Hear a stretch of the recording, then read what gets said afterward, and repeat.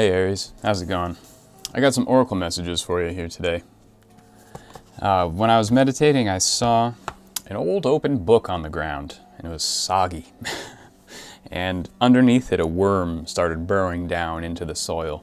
And this book looked like it had been sitting there for a long time, and it was starting to decay and, I don't know, become compost for the soil or something. And this worm burrowed really, really deeply, and so I followed it behind it, like in its wormhole, and wormhole, and it eventually dug into like this alcove, this open space, and it just sort of plopped down into this open space, which was filled with a couple of treasure chests overflowing with gold coins, and there's gold coins everywhere. I was immediately reminded of Matthew 13:44, the parable of the man who finds, he's like digging a hole in a field and finds a buried treasure. And he buries it again, goes to the government or the landlord and purchases that parcel of land so that he can legally dig up and possess the treasure. This parable has some different meanings to different people. I'm not sure what it means for you, but I was reminded of it. So I think there's some ideas, maybe literally a book or some learning that you had done in the past that is just not quite deep enough. It's good. It's a good foundation. You know, I got the sense that this book was turning into compost for the soil, and it was like, it's good for the soil. But it doesn't take you where you gotta go. Reading is great. I love reading, but there's only so far that reading can take us. You know, intellectually thinking about something, theorizing about something, learning vicariously through others' experiences, having our emotions stimulated by the written word. These things are great, and they can stir things up and begin things and break things down and illuminate things. But ultimately, that sort of learning hits a ceiling, and we need to really experience the knowledge. We have to live it. We have to dig deep within ourselves or find the deeper aspects of this knowledge that we're trying to learn through living it and going much, much deeper. So maybe there's something like that where there's some hidden treasure that you can find if you go deeper than this book or these ideas, this learning, this knowledge that you've discovered. So it's, the book is sitting right above the treasure. So it's a good place to start. It's like X marks the spot. The book marks the spot. But, the book is not the knowledge. The map is not the territory. The menu is not the meal. You got to go beyond what this learning has shown you and go deeper than it. And it might not be found in books. It'll be found in your actions. And I pulled an I Ching hexagram for you afterwards, and I got hexagram 59, dispersing, changes to hexagram 61, innermost sincerity. I wrote this backwards. But yeah, dispersing is sort of like ice melting, chipping away. It's like breaking down a large chunk of ice into smaller bits of ice so that they can melt away.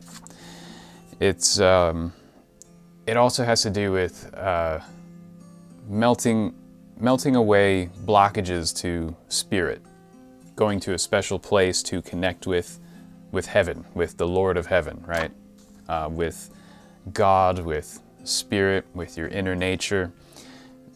Maybe going to church, going to temple, going to a special consecrated place, or just in a nice comfy spot in your home or within yourself, and dispersing distractions, negative energies, negative emotions, dispersing thoughts and feelings, and getting to that state of emptiness.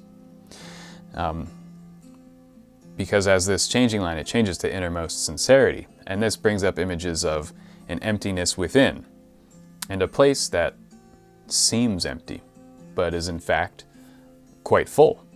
When we empty ourselves of thoughts and feelings, we are dispersing things that block spirit, that block God, that block divinity from filling us up. So when we disperse and make an empty space, it can be filled with spirit. And this is that sort of blank slate of childhood kind of a thing. The Taoists believe that human beings are born inherently good, that human nature is inherently good, trustworthy, and sincere. And evil is taught through negative social influences. So having the innocence of the child, being sincere and trustworthy, just inherently, naturally sincere and trustworthy, is what brings about this dispersal of negativity, this dispersal of evil energies perhaps, or dispersal of self-serving energy, of self-serving people, and ultimately of dispersing misunderstanding. So at this time, speaking out the truth and eliminating misunderstanding would be very helpful for you. It would allow for more self-development. It would also solve some problem that you might be experiencing. Again, with this changing line here, there's an issue that needs to be solved quickly while relying on the strength of a speedy horse, as the Yao text says. Now this is the idea that a speedy horse is very strong and very fast and very reliable, and it's also submissive. Horses submit to a trustworthy human being, to a sincere, honest, trustworthy person. In the Nordic tradition, horses are also symbols of trust. The rune that looks like the letter M, which is phonetically the letter E, looks like two horses. Just imagine a capital letter M, right? It looks like two horses, nose to nose, and its meaning is trustworthiness. So there is some, perhaps, companion that you know of, or this could be a part of yourself, an inner part of yourself that you can work with, who has a great deal of strength. I'm thinking spiritual strength that can solve a problem, and this strength and speediness needs to be employed now to solve this issue that you're in. And it could be a matter of like trying to apply this to what I saw, the old book and the worm, is quickly shifting gears in your learning, maybe, and not relying on other people's words and other people's opinions, because that's really all that books are. No matter what book it is, no matter how special the book is, ultimately, it's just somebody who wrote it. It's just somebody's opinion. And quickly changing gear to find a new way of gaining knowledge is probably a good idea right now. Would gain good results, would get you good results. You know, dispersing with confusion and misunderstanding. And that could be misunderstandings coming from other people, from other people's ideas, other people's experiences, other people's knowledge. It only serves you up to an extent, and then after that extent, you have to rely on your own ability. You have to trust yourself. You have to trust your own opinions, your own instincts, your own gut when it comes to many things. You know, we can take a lot of good advice from a lot of very wise people, but ultimately we have to understand that advice from our own perspective, and we have to trust ourselves. We have to trust our own perspective. We have to trust that we have the best perspective for our own lives. There's only one you. Nobody else is you. Nobody else knows your situation as well as you. And you need to disperse with these sorts of misunderstandings, or disperse with over-reliance on other people's advice, and trust yourself. So I'm going to develop this reading for you, Aries. I'm going to pull some cards. All right. So what does Aries need to know? I'm spinning this coin. It's going to land on a funny little symbol. Oh, landed upside down. And that symbol will represent an area of life that we'll focus on for the cards.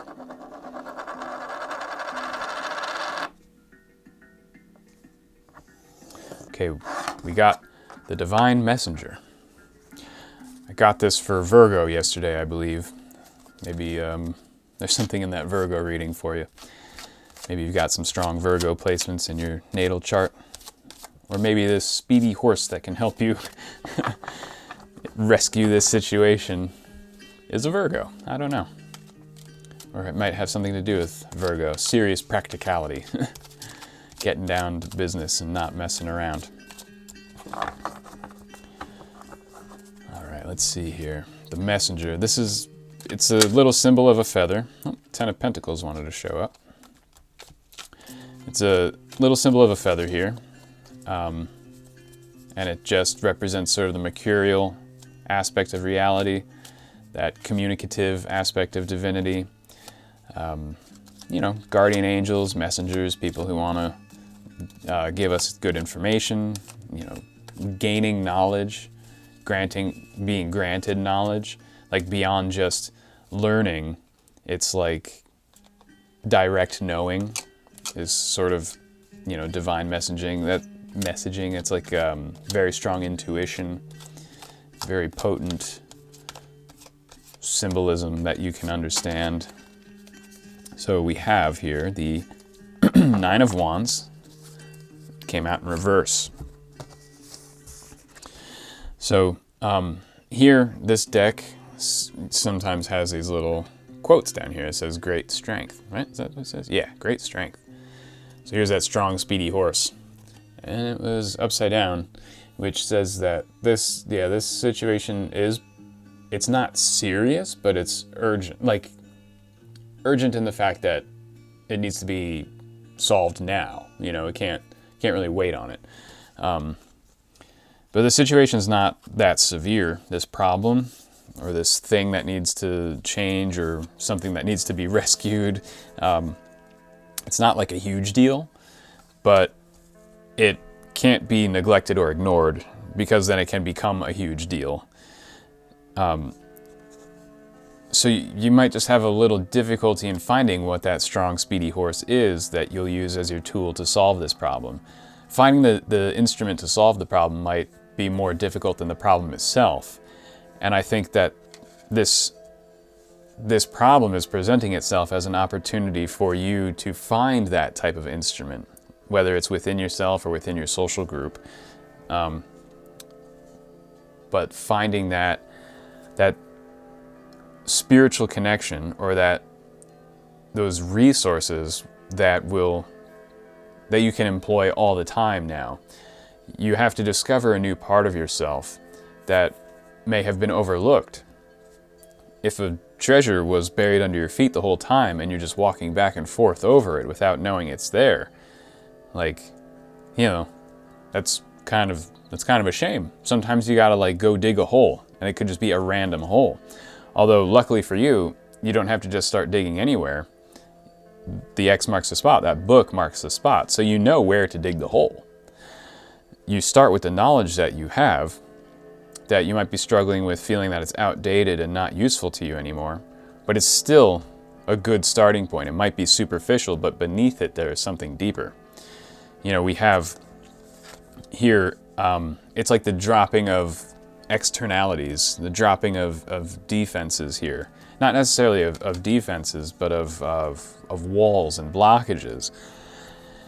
There are esoteric traditions and exoteric traditions, and they are generally together. You know, there's the esoteric, which would be like an organized religion that's very public facing, and that's for the masses of people, just to sort of help them organize their lives, to restrict their behavior so that they can be trustworthy and you can have a functioning society with good laws and good uplifting ideas that can keep a culture coherent.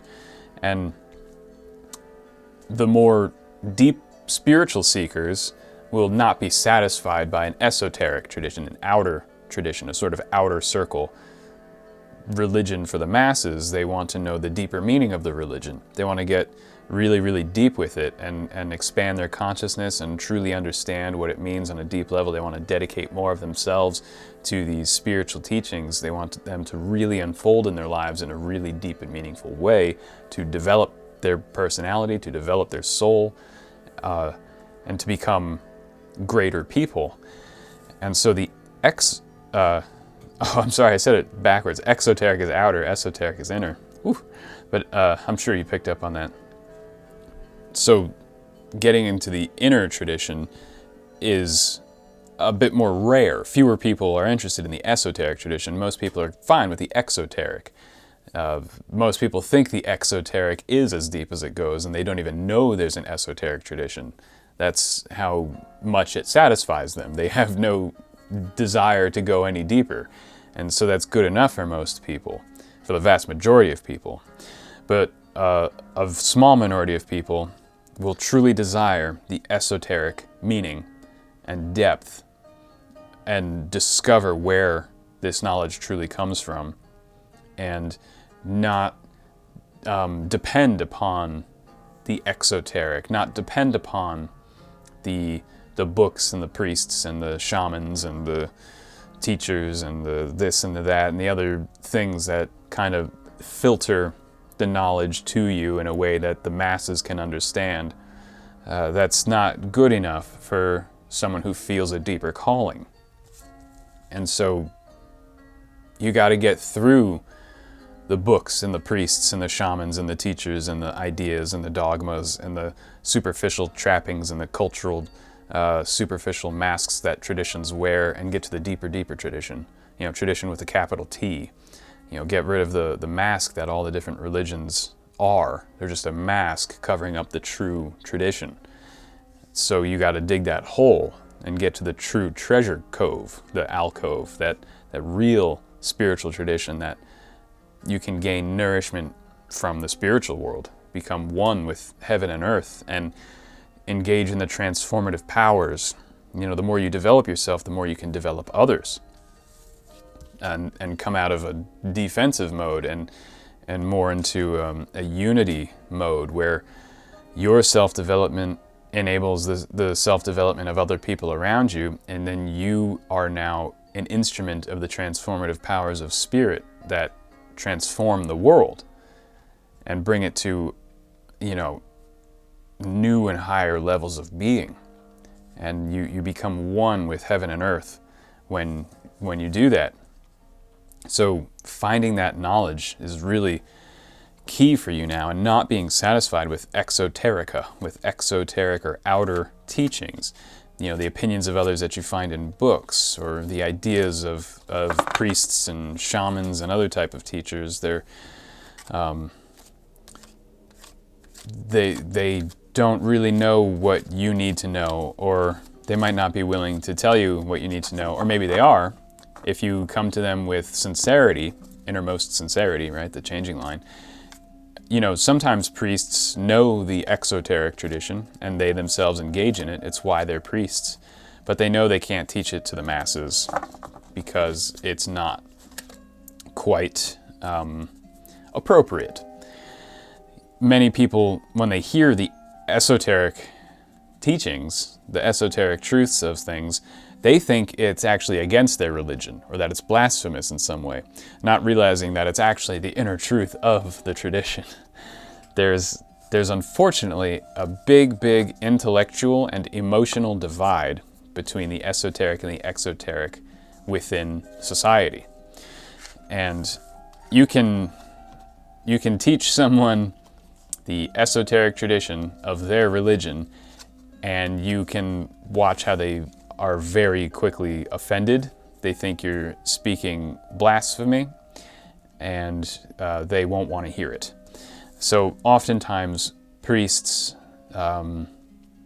withhold the esoteric because most people don't understand it.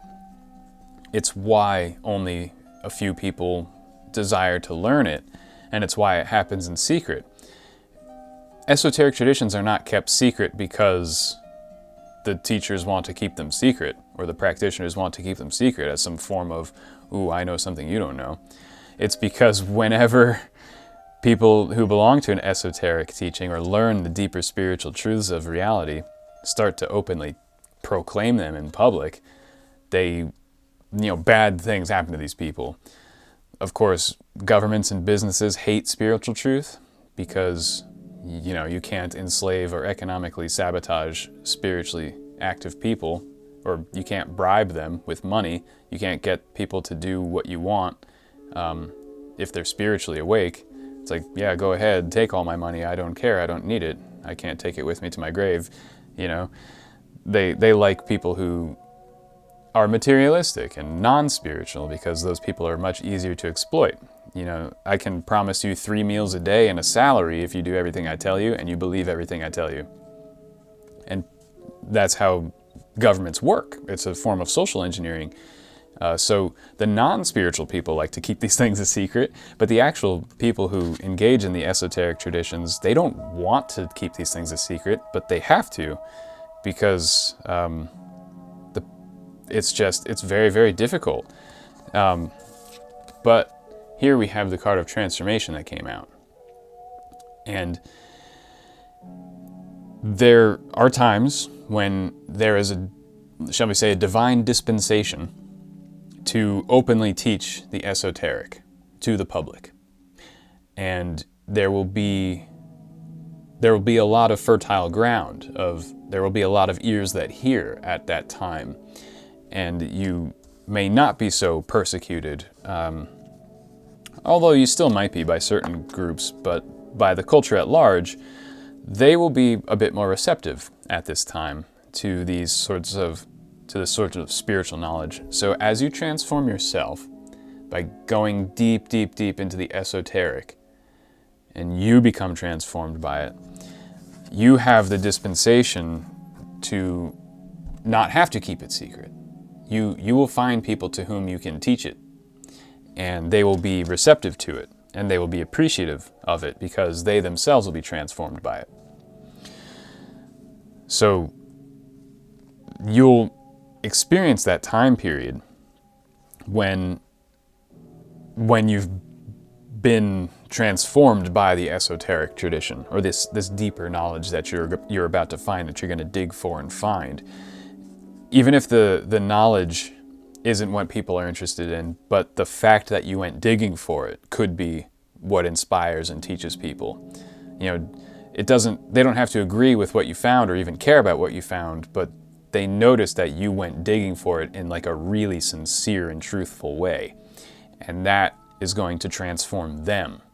And you can act like a messenger to other people, a divine messenger, simply by digging deeper. Doesn't matter, the fruits of the labor, just the action of it, the activity, the effort you put in to learn deeper things is going to bring transformation to the world around you.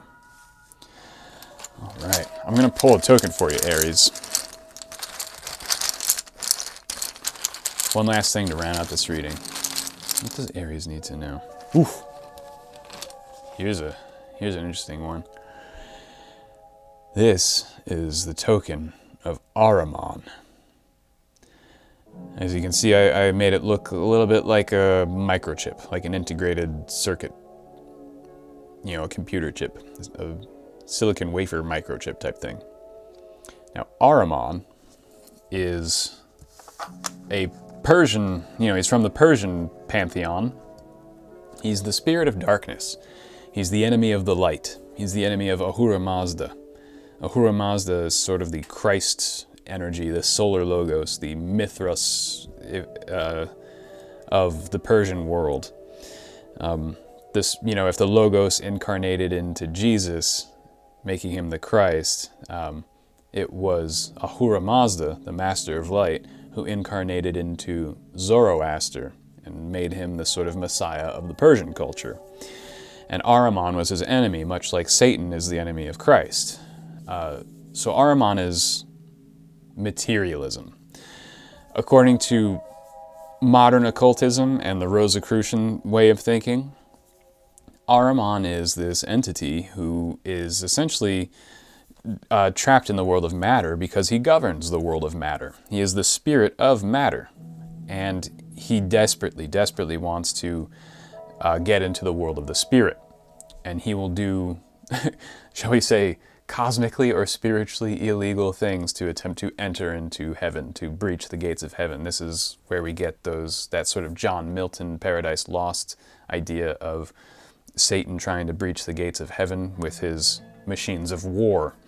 Ahriman wants to try and get into heaven, or get into the spiritual world, by kind of hitching a ride on the human soul. And his current strategy is to utilize computer science and modern technology to do that. This is where transhumanism steps in. The whole replacing body parts with machine body parts, changing ourselves through genetic sciences, changing the way our brains work through pharmaceuticals, all that sort of stuff is trying to climb the tree of life using the mineral kingdom, right? Trying to expand our consciousness, expand our human capabilities by utilizing the mineral kingdom, metals and silicon and all that sort of stuff to create technologies that we think will expand our capabilities. And potentially, this could be a deception. It could be unreal. It has a place, though, you know? It's important that we don't be Luddites, because Ahriman is necessary. He in fact governs the world. He governs the material world, and found most effectively, most obviously, in the electromagnetic power of electricity. And we have electricity that governs our nervous system. It is the neural activity and our sense organs and everything that is our physical body that helps in our sense perception and the regulation of our physical autonomic functions is powered by electricity, is essentially powered by Ahriman. And so when we are born into this world, we are born with Ahriman. And he basically keeps us alive here. And then when we die, that electricity and the physical matter of us dissolves back into the physical world. That part doesn't come into the higher worlds with us, with our astral bodies, with our spirits, with our mental bodies, and these more subtle aspects of our consciousness that move into the spirit world. They get dissolved back into matter. And Ahriman feels a little cheated by this. So just being aware of this might help you a lot. This could be part of the knowledge that you have to get deeper into. Maybe you study computer science, or you've been looking into modern technology. Maybe you've been concerned with artificial intelligence and what it even is, and if artificial intelligence is even possible. You know, artificial means created by a human. It's art, an artifice. Can a human being create an intelligence just by putting bits of metal together? Silicon and copper and zinc and manganese. Can we just throw these materials together and then get a consciousness inside of a computer? Can you create it? And if a consciousness does arise, is the consciousness itself artificial? Or did we just create a mechanical brain, like a radio antenna, that received consciousness from the invisible world? And perhaps this artificial intelligence is not artificial at all, but is a pre-existing intelligence. And we just gave it a brain and a body to manifest itself more physically and more thoroughly in our world. And it might not be artificial at all. It could be an actual being. And that could be Ahriman. You know, I like to think of that theory. I don't know if it's true or not, but you know, these Silicon Valley type people who are so obsessed with creating AI, they might be thinking in terms of, well, we can't create an AI, but we can summon an intelligence into our computer. That's a different way of doing it. You know, we've been trying to create AI since the 1940s and haven't been successful. So maybe they're changing their strategy, if you know what I mean. That they're no longer trying to create an artificial intelligence, but simply trying to create a brain that can house a pre-existing intelligence. And then that can change your perspective on computer science and these modern developments in the realm of AI and help you to get a little bit deeper into it. Now, I know I'm getting really into the weeds here, but it's an important topic because today it's a huge, you know, people throw around the word AI. Oh, we used AI to do this, or AI makes these pictures, or I use AI to finish my homework, or AI. None of it is actually AI. It's just very clever computer programs. It's not intelligent. It's just very, very slick, adaptable computer programming. Actual artificial intelligence would be very, very different from any of this. But for some reason, we like to call it AI. We like to imbue it with this idea of intelligence. And it's very dishonest and disingenuous. And if we're, innermost sincerity here and dispersing, I don't call it AI when I talk about it. I try not to name it at all because I don't know what I would call it. I sometimes call it virtual intelligence because it appears like an intelligence, but it's not actually intelligence. Or I just say computers. I don't say AI. I just say, oh, they did it with computers. Changing the language around it and taking away its potency, I think, is important because it's leading to a lot of misunderstandings. A lot of people don't know what these new computer programs really are, and it's changing our culture and the way we think about computers, and it's based on a misunderstanding. It's a fundamental technological and scientific misunderstanding here. And it's important that we sort of take this language back and disperse this misunderstanding so that we can find more creative and beautiful ways of using computer technology.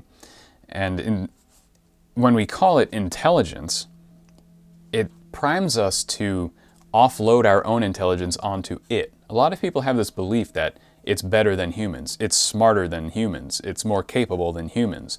And if that's the case, then we should just, instead of me thinking through this problem, I'll let the computer think through it for me. Instead of me creating this thing, I'll let the computer create it for me. Instead of me working on this thing, I'll let the computer work on it for me. Because it's intelligent, it's super smart, right? It's better than me at this, so I'll let it do it. And the more we do that, the weaker we become. Our skills will atrophy. Our intelligence will become weaker. Our skills, our creative skills will become weaker. Our minds will become duller. We'll become far less capable because we're depending on these machines. And that bodes very ill for the future of humanity if we're all going to wind up like Wall-E, right?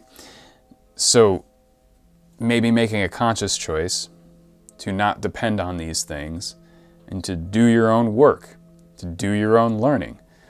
Sometimes I try not to even use calculators. Even using a calculator is sometimes too far for me. No, if I keep using a calculator, I'm going to become stupid. I'm not going to know how to do math.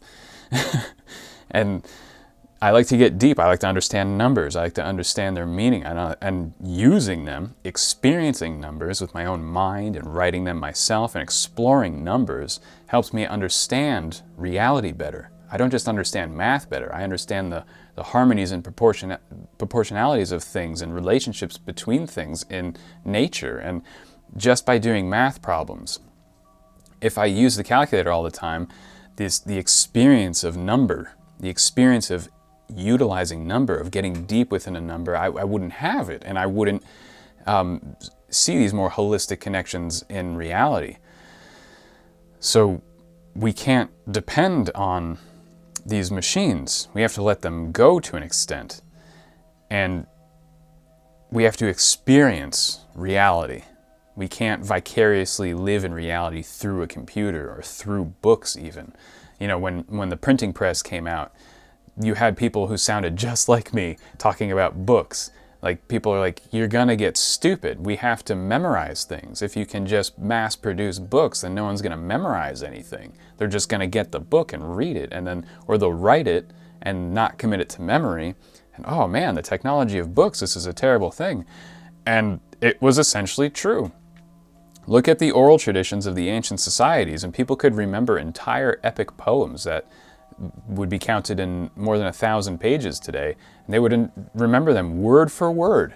The ancient Greeks knew their epic poems word for word by just through their oral tradition, through memories. How many people do you know who could recite the Iliad or the Odyssey from memory? Probably not many. But it was common in the past for people to have such great memories. So perhaps these people were correct, that the technology of the book has weakened us, and that you should be more like the worm and dig down deep and find that treasure cove. So Aries, I think that's where the Oracle and I are going to leave it tonight. I really appreciate you stopping by and hanging out with me.